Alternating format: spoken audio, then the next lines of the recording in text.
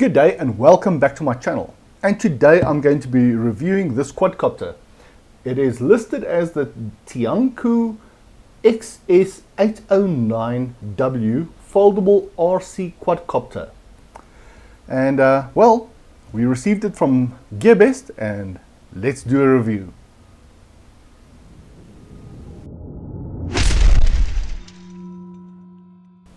It is listed as the Tianqu XS809W quadcopter. However, that name doesn't appear anywhere on this box.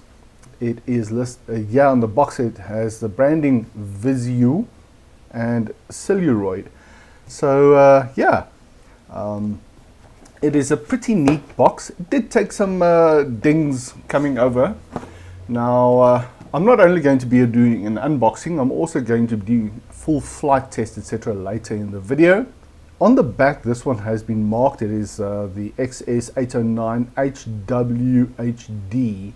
It did take a bit of a tear here, but we'll see inside whether everything is okay. According to the listing down in the description, that's the link to this specific listing. This one actually does come with additional batteries, so you have 3 batteries total.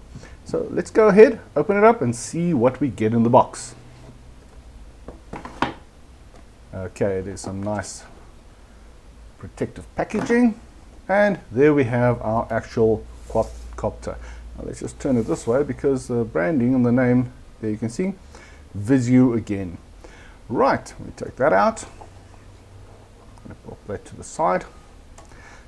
And next we have the remote control. Pull that out. Just going to put that one side as well. Nothing else in there. Pull this out. Pop it one side. And then we have a manual.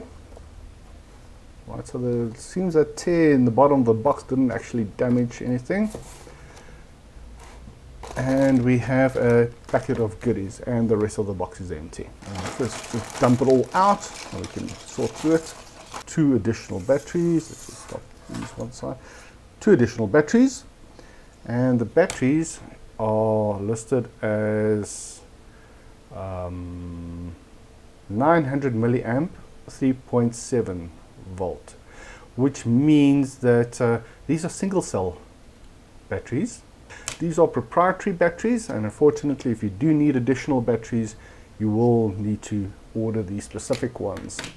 We also have 4 prop guards, and these are nice, fairly bendable but rigid. They seem good enough to perform the task that they have been designed for, and they do seem to clip in with a clip mechanism. Let's get a little screwdriver, which I will assume is for replacing the props. Then you get 4 additional props, and then you get this charging cable. It is a USB charging cable, which is nice because now you can charge it from a standard cell phone charger, or even your PC, or car charger, or what have you, even a battery bank. So on the go, with your nice foldable drone, you can charge it on the go. Now, because these are single cell batteries, they don't need any balanced charging. It's only if you have 2 or 3 or more multiple cell batteries that you will need a balanced charger. So there's obviously not going to be any kind of a balancing unit in here. We'll test it a little later and show if it has any lights, etc. But I would assume that it does have some lights, etc. And a charge cutoff for when the battery reaches its maximum voltage, which I'm assuming is going to be 4.2 volts. Remote control, and the remote has this is a throttle. I know that from checking the documentation earlier, this is going to be your direction control, throttle, and your turn. And these are trimming buttons. Stop button is there if you wish to get the props to stop turning immediately. Should you have a crash and the props are still turning, you push that and it's going to stop that. That's your power button, and you have a return to home and your headless mode. And these buttons are not marked. It does not function on the remote, so there's no need to have that on. Yeah, on this side it actually says speed. That's your rate control, and this is the button that you are going to be using for flips, doing flips. So that's your rate or speed. It's got 3 sets, beginner, intermediate and expert, or 1, 2 and 3, slow, medium and fast, as you wish. And then for connecting your phone, you have this little gadget. Now I will be using my cell phone, which I will be popping in there, and yeah, that fits quite nicely. Let's see how nice tight it fits. It won't fall out easily. It does have a bit of a wiggle forward and backward, but I seriously doubt it's going to cause problems. And on the back we have a door for the batteries. Now obviously you're going to need your little screwdriver there. Let's just open that up. You have a little clip here, open it up, and there you go. It uses 3 AA size batteries, that is pen-like batteries for those of you who know them as such. And we bring our quadcopter. Now a lot of people have said it is a clone of the DJI Mavic Pro. They are trying to follow the design of the Mavic Pro. It's not quite a clone. It's not even nearly the same size. And the arms fold out. It feels like there is a bit of a, I'd say a ball connector or something to that effect, or spring load at the end, so it does actually pop in quite nice and stiff. This side as well. And there you go. Okay, that's the overall size. Now for those who really want to know the actual size of the drone, let's measure it quick. Now I'm going to be measuring in centimeters. So from edge to edge, there you go. That is about 28 centimeters, side to side. And if you include the prop distances, prop to prop, edge is 40.5 centimeters. From top to bottom, 31 centimeters, props included. Just the body is about 16, and its width is about 6.5 centimeters. And from side to side, 14 centimeters packaged.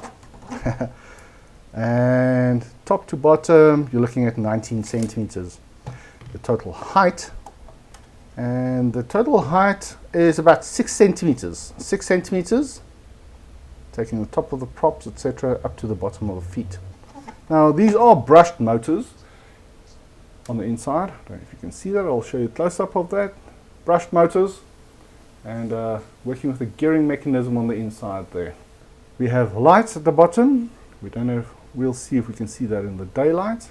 And here we have the little camera on the front. Now this is listed as a 2 megapixel camera.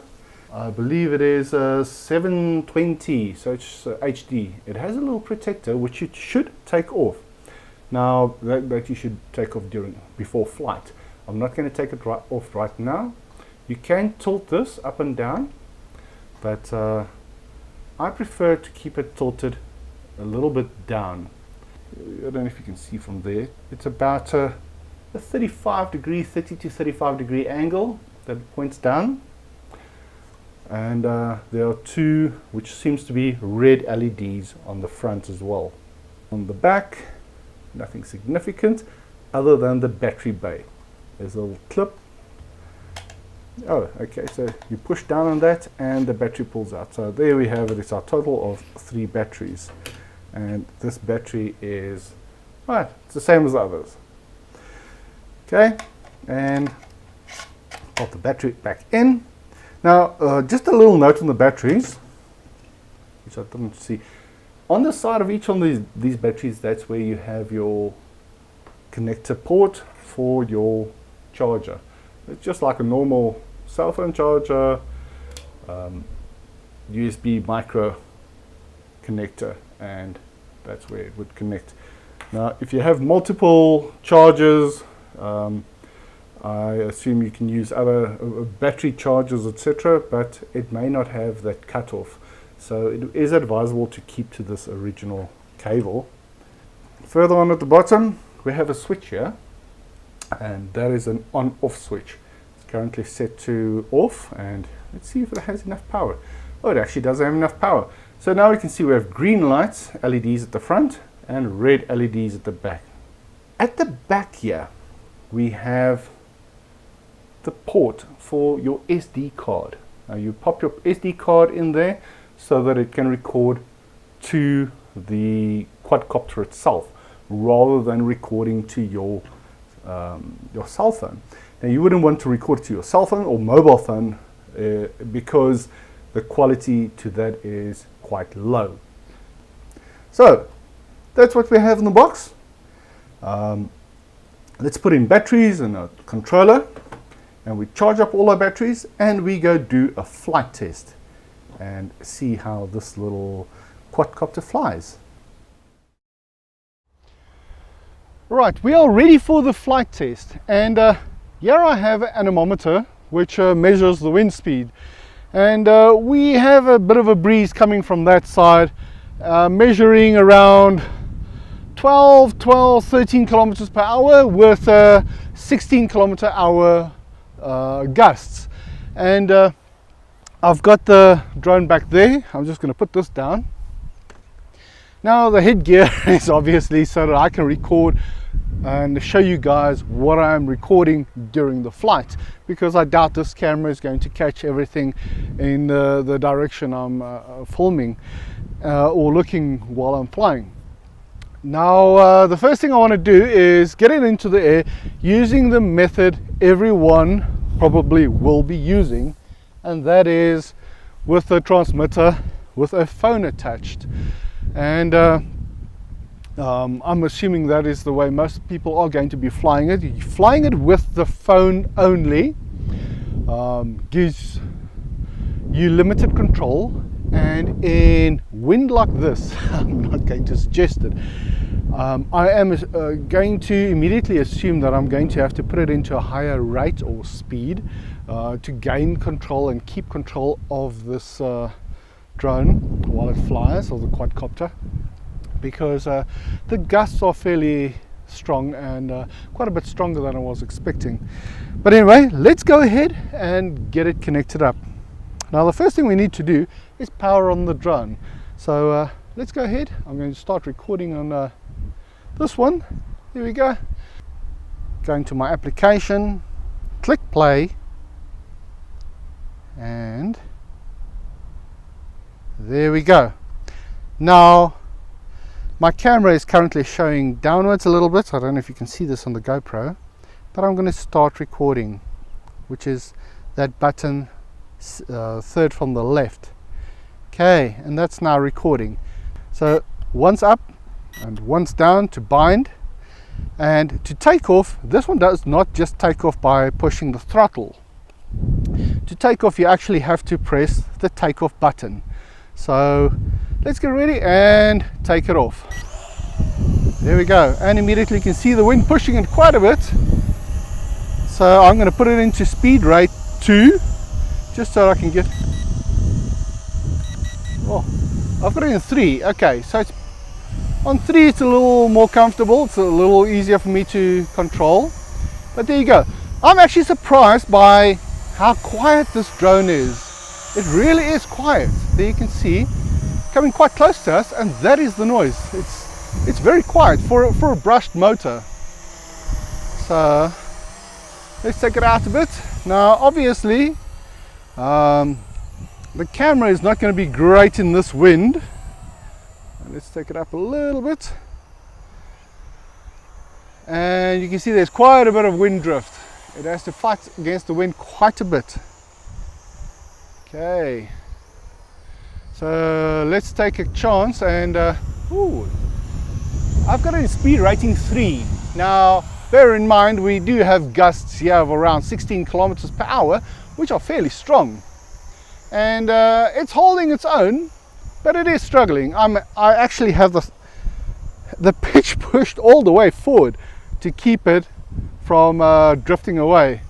So in a situation like this, anything more than about 16 kilometers per hour, you will need to not fly or bring it down to earth and get it landed as soon as possible.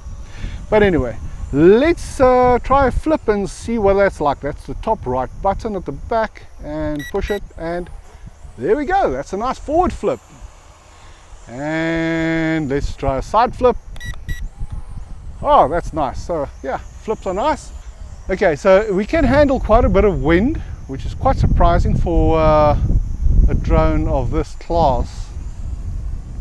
I'm not going to be able to do all kinds of interesting little twists and things. There we go. That's just a little bit of turning.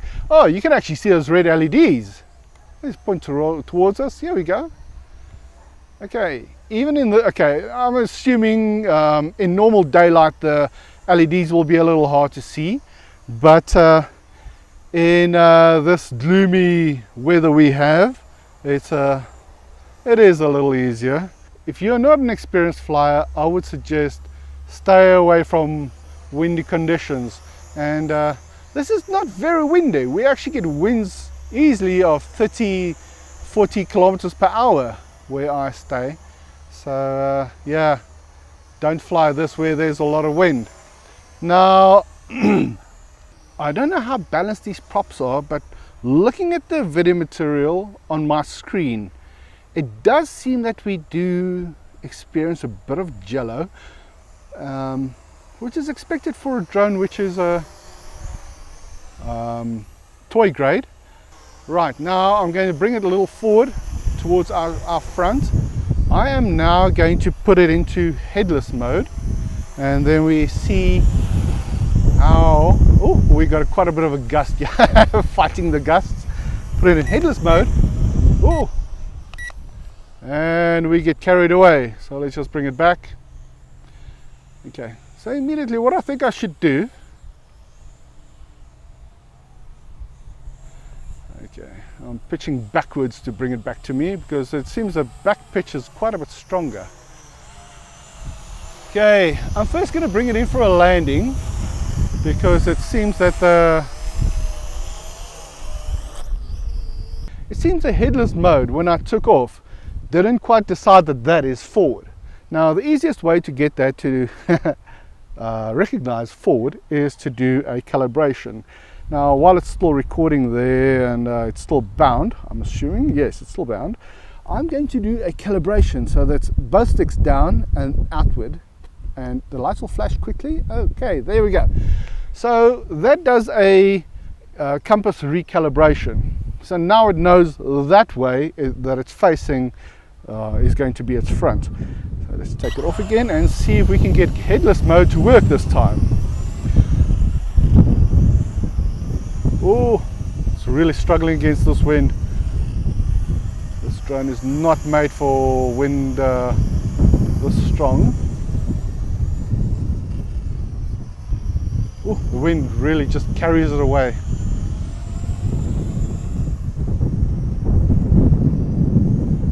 And I've got it in speed mode 3. I'm going to put it back to 1. There it's in 1, and the wind will just carry it in 2. Wind just carries it. Oh, it's struggling, but it's staying there in 2. Considering we're in about a 16 kilometer per hour wind, and in rate 3, which is 3 beeps, you can actually control it. Okay, let's try that headless mode again. I'm going to push the headless mode button. Right, and it beeps to show you that it is in headless mode. Now the nice thing about headless mode, no matter what direction I turn it in, pushing that way is forward, pushing this way is going to be right. So you can control it irrespective of the direction it's turned in. Okay, so you can do actually quite some interesting nice tricks while it's turning, considering you have to push it into the wind the whole time here. You can do twists, turns the whole time. I don't know if you can see the control, but anyway, it really is hard to control it in this wind. I'm surprised that this toy grade quadcopter actually handles wind this strong. So you can actually get some interesting effects. with it turning. I wonder if this is going to do flips in headless mode. Oh, it actually does do flips and things in headless mode. Okay, so let me just get it back here, orient it again, and I'm going to switch headless mode off. That's by pushing the headless mode button again. I want to take a photo if I can get it to stand still, which means I have to turn it around and face it the wrong way from me. And oh, with the wind being so strong, let's see if I can. I think I actually got a shot off there. Let's see if we can get one more, even if it's angled. There we go, we got another shot, and go for one more. Right, that's just so you guys can see what the photo quality is like. All in all, I'm actually quite surprised by how well it flies in this kind of wind, because this wind really is a lot stronger than I would normally fly at any kind of toy grade quadcopter. I took a chance on bringing it out today. Toy grade quadcopters in this kind of wind, they just fly away. And a lot of people actually lose their drones because they're eager to fly, and flying in a wind like this results in them losing their quadcopters because they are not used to flying. And flying is something you have to really practice. It is not just something that comes around. With a lot of practice, you can make flying look easy. And flying one-handed, I'm flying one-handed purely because this drone does have altitude control using a barometer. And you must remember that it is a very simple barometer, and it is subject to air pressure. Now, here we go. Let's show you. That's how you can actually fly this one-handed. Let's put in another battery, and we are going to try and fly this drone using the application. Wireless is on. I'm going to search for wireless networks. Now it comes up as Wi-Fi 720.51645E. May be different for yours, but I'm going to connect to that. Right, in my case now it says connected. I'm going to exit that, and I'm going to open my application XSWUFO. We click play. Right. First off, I am going to start recording, which is a button third from the left. And now there's one that says 30% here in the middle. I'm going to push that once, and then a second time, so that I have it in 100% control. Push that, and here we go. Right, so I'm actually quite surprised. The application is a lot more responsive than I was expecting, and controllable. It's hard, but it's not ridiculously hard. This wind is just ridiculous. Oh, I'm really fighting it. But okay, there it shows you, even with your application, you are able to control it. I'm just going to bring it back to us, and I'm going to land it because this wind is really, it is too strong to fly in properly. So let me just bring it back. I just want to bring it back safely because I don't want to mess up everything. Come back here. This wind is really getting a little too strong. Come on, come on, come on. If I see it getting too far, I will drop it. Okay, getting back to me. And lower its height. Okay, let's just drop it right there. There we go. Stop. Right, nice soft grass landing, guys. And there you have it. Even using your mobile phone, you're able to fly this in fairly difficult conditions if you are used to flying in difficult conditions and experienced. If you're not experienced, please don't try what I just did. This wind is a lot stronger than you ever should fly a drone in. I'm in a wide open field, there's nothing around me, no one is going to get hurt yet, etc. So it's safe for me to fly and experiment with this. But if you're going to be flying anywhere where there are obstacles or people or animals that can get hurt, even though it is a toy craft, people can still get hurt. So don't try this if you are not an experienced flyer. But there you go. It is capable of handling those conditions up to, I would say, a maximum of what I measured on my anemometer of 16 kilometers per hour. If you don't have an anemometer and drones are a hobby for you, get yourself one. It is great to test wind speeds, and knowing what we've just tested, there I get a speed of 17.3 kilometers per hour, so we get some pretty strong gusts. Don't fly in winds above that. I would say if it's anything near 15 kilometers per hour, don't fly. Anyway, that is the flight test. Let's go look at the footage and see what it's like.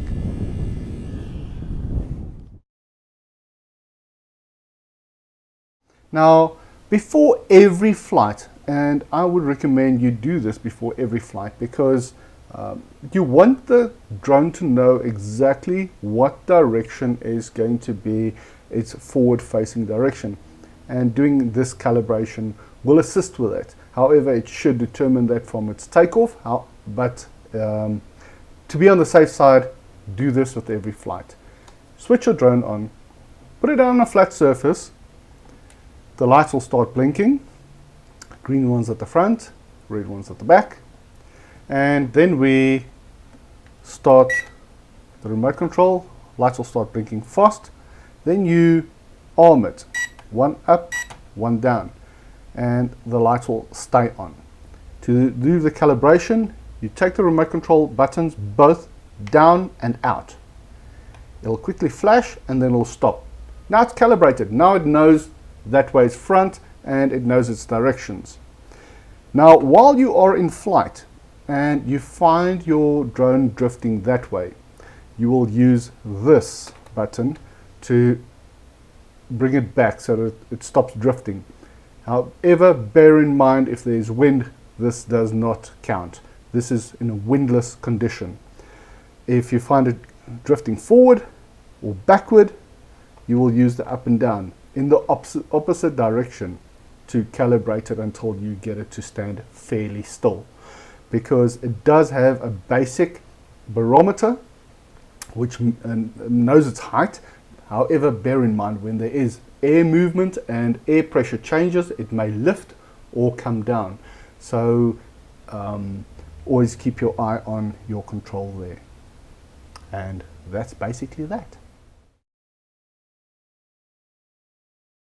Now, in order to connect via the Wi-Fi connection to the XSW-UFO software, we need to power on our drone. So we power on the drone first, right? Once that's switched on, we power on the remote first. Now we connect to our Wi-Fi. We need to connect to the Wi-Fi network of the drone. So we open wireless, open Wi-Fi, switch on Wi-Fi. It will scan, and let's just wait for it to find.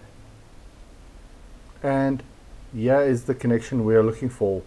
Wi-Fi 720, that strange one. Connect to that. Once it says connected, we can exit and we can click play. Now, though we don't see it here because the light is a little low, but let me put my hand in front of there. Right, and that does actually connect it up. Let me just push up the camera a little bit. And there we should have it.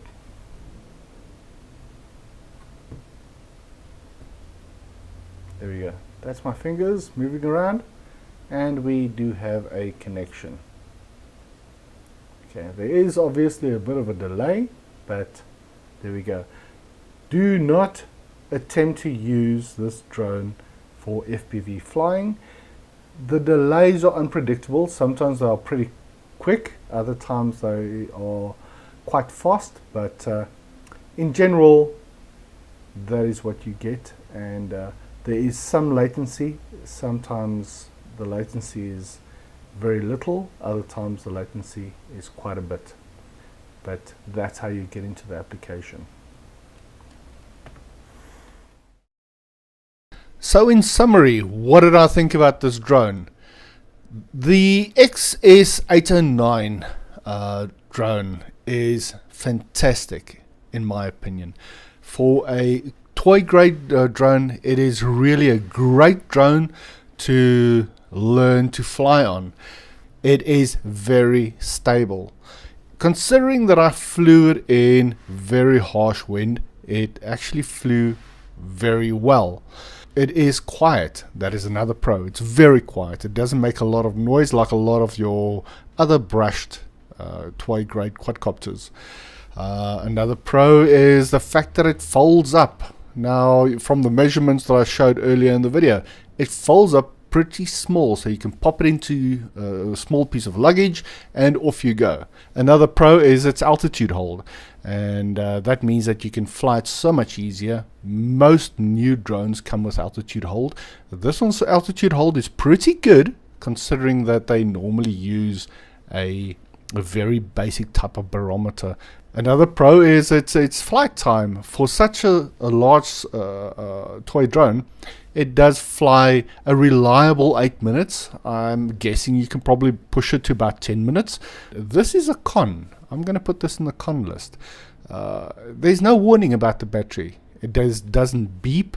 So if the battery starts dying, it just starts coming out of the sky. Another nice thing is that it can be controlled via your via Android app.